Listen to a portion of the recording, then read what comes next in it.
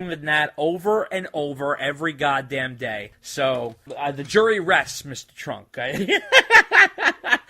Anything you have to say on Jump, Dave? Man, I got nothing after that. It's just the perfect pop song, which is why it did so well. Right. You know, the video was pretty simple. Yeah. It cost a little more than the $600 that David Lee Roth claimed it did. Yeah, exactly. Because I think it cost him $600 just to rent the room. So, you know, the more elaborate videos would come along later. It's just the perfect pop song, and it took them to a whole new level. Oh, sure. And definitely had them going in there fighting for title of, you know, most popular band in the land. Right. And 1984 is a tough year to do that, Yep. right? Because the acts you just said, and the Police are coming off of Synchronicity huge. in 83. Yep. And Bruce Springsteen has Born in the USA coming out. Yep. I mean, it's a nutso year. But let's not forget Huey Lewis with Sports. Right. Cyndi Lauper with She's So Unusual. There were huge So, you albums. know, some people have said, was Van Halen really the biggest band in the land? And, you know, you could make an argument that maybe they were, maybe they weren't, but they certainly were a contender. I call them, Dave, I call them the biggest rock band. Okay, I mean, that's fair. Yeah. You certainly can make a very strong argument because 84 was #1 on the charts for like over a month or something like that. And I mean, it would have been number 1. 84 never made it to #1. I'm sorry, you're right. I'm a liar. I'm a sad little liar. All right, it was Ron, it was on the top of the. Don't be correcting me, Ron. It was right at the top. It was right at the top, but it wasn't #1. It sat behind Thriller.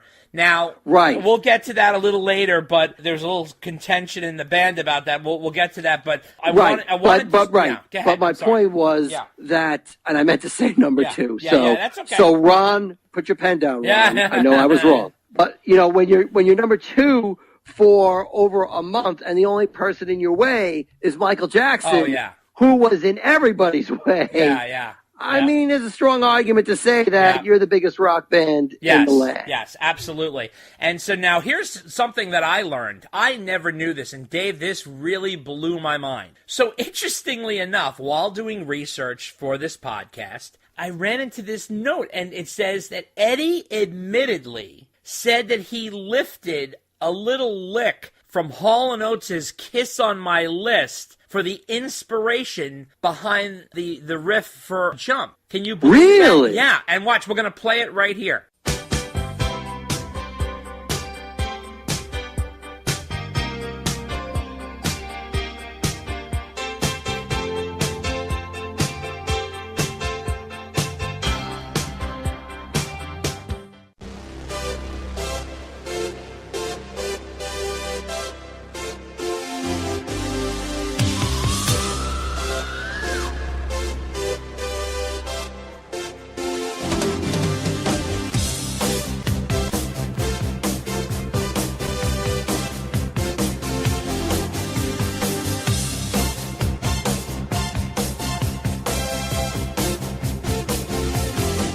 Okay, that little part, that little keyboard part, if you think about Kiss on My List, there's a little keyboard part there, like we just played. It has that little thing. And apparently, according to Daryl Hall, he says, I don't mind. Like, he does it, it's almost like an homage. And obviously, Kiss on My List sounds completely different from Jump. It's not the same song by any means. But it's almost as if Eddie sort of like found a nuance and then made a song out of a new. It's just kind of weird. I never knew that, but that he actually said that to Daryl. So that's pretty wild. David Lee Roth's lyrics were written while he was being chauffeured around in his 1951 Mercury convertible. That was the one that I believe he pulled up to the MTV Awards in, and he had his roadie, Larry Hollister, drive him around, and his words were inspired by a TV report that he saw about a man threatening to commit suicide and jumping off a high building, and he envisioned someone in the crowd screaming, go ahead and jump. That's kind of interesting. And also, in this song, as we all know, Alex is working his ass off here, keeping the drive going forward. Alex is really to be commended for making the song fresh and crisp. His drumming is tremendous on this song. You can see that in the video, like Dave mentioned, which captures the real spirit of the band. It's just the band performing the song, which is interesting. This song, like I said, brought many other fans. Really opened up a lot of people to Van Halen who were kind of, I guess, maybe shied away, saying, oh, those guys are hard rock. They became a little more palpable for people and accessible. We are now on to Panama, another tremendous track for Van Halen, and this reached number 13 on the Billboard charts. This is more like old school classic Van Halen. Okay, so you've tasted the frosting, now here comes the cake. In the sense that, Jump being the frosting and this being the cake, in the sense that this is sort of the foundation of Van Halen. Panama sounds like Van Halen. The title sounds like a Van Halen song. The riff is very Van Halen. So it's completely, if Jump had the newness, this hits you with some familiar ground.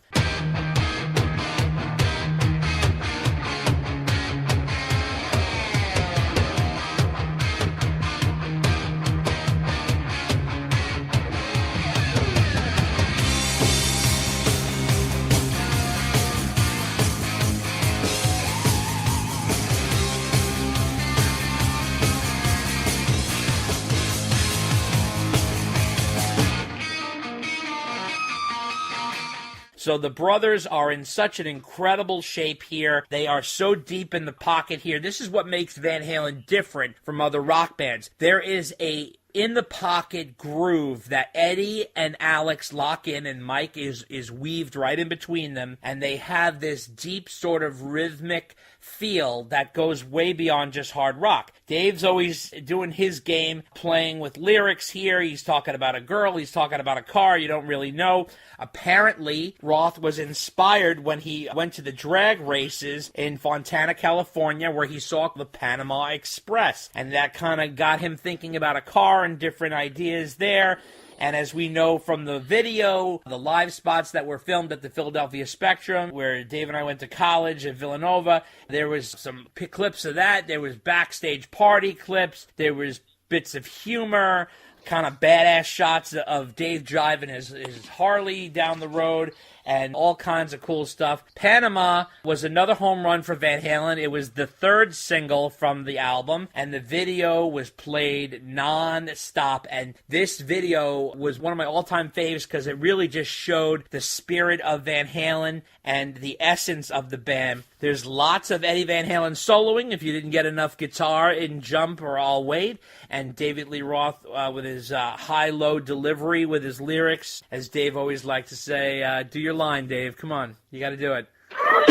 Come on, as you're famous. You mean reach down between my legs and ease the seat back? Exactly. That's exactly. That's more like Sammy Hagar doing David Lee Roth. Yeah, they're kind of, yeah, there you go. There you go.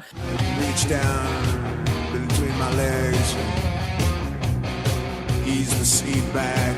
But that is the genius. Yeah. I mean, that's just like a typical Rothism thrown out there, which is one of the reasons why this song is so good. Yep. I mean, Ed and Al are full throttle, just like coming out of the gate. Oh, yeah. Going there, and Roth with his great lyrics with the car and the woman analogy, and then the whole spoken intro part, which is just naughty enough not to get anybody in trouble. Right. And then, they bring it on home, and it ends like that. And before you know it, they've got another classic song on their hands. Exactly.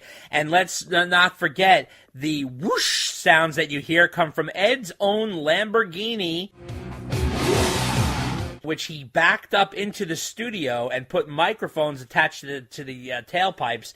He recorded his car on the album, and this song is another big sports anthem. You see it all the time. You see it a lot on the NASCAR races. They do a lot of Panama on those, but also a lot on the NFL, also on the NBA. So Panama, another smash for Van Halen. In terms of Van Halen songs, Dave, is this one of your favorite? Well, are you a big Panama fan? I am. The problem with Panama is like the problem with Jump is that you hear it so often. Yeah. It's so played out that sometimes you lose the appreciation for what a really good song that's true. It is, because you're burned out by it. I mean, it's up there. I mean, it's definitely one of Van Halen's best. Oh, yeah, it's definitely, and it's also one of their most well-known songs for sure. Next up is Top Jimmy. Now, this is where we start as Van Halen fans, hardcore Van Halen fans like Dave and I and everybody listening to this podcast. These are the songs we live for, right? This is a sleeper, a 1984 sleeper. This is the least talked about song on this album, I'd have to say, and the one that gets a little less attention, but what a badass fucking song this is. This is power-packed with a lot of attitude and killer groove. Jimmy on the television, famous people love it with a Jimmy on the news five. Jimmy on the radio and even on the video, a baddest guy alive.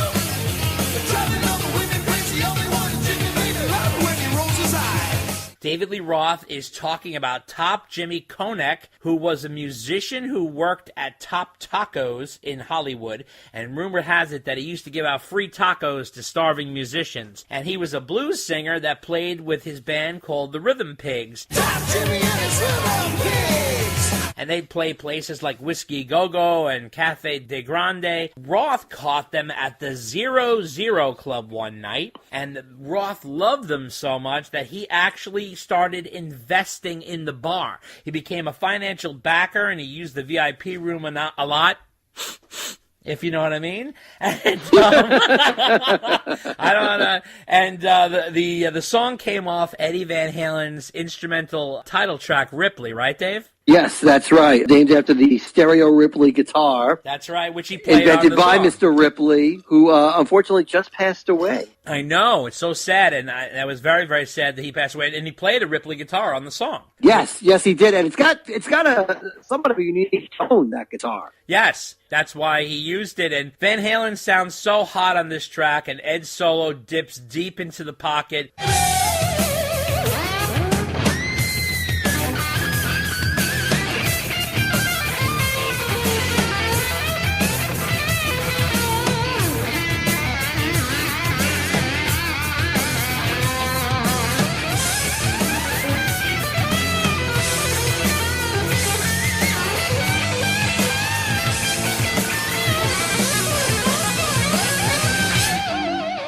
And pulls out the best in Al and Mike, who provide thick drumming and bass sounds, as well as some great background vocals. This song is fun and playful, and it's kind of a perfect Van Halen album track. It ends with a little touch of humor with the guys pretending they're women screaming, "Oh, Jimmy," which is kind of fun. Oh, Jimmy! What do you think of this song, Dave? You're right, it is a sleeper. It definitely doesn't get a lot of attention. No. But all the songs on the album are strong. And like I said, it's got somewhat of an original tone with the Ripley guitar, which is, I like to listen to it. So, good song. But the next song is even better. The next song is probably one of my all-time favorite Van Halen songs. It's hard to pick one, but this might be one of my all-time favorite. This is one of my all-time favorite Van Halen songs. It is "Drop Dead Legs." Recently, in doing the research for this podcast, I found out that Ed was inspired by AC/DC's "Back in Black," the title track to the 1980 AC/DC album. AC/DC is one of Ed's all-time favorite bands. Both him and Wolfie completely geek out on AC/DC. They love AC/DC. So do I. I love AC/DC. And if you listen to this song, you can almost get where he got that flavor from a little bit.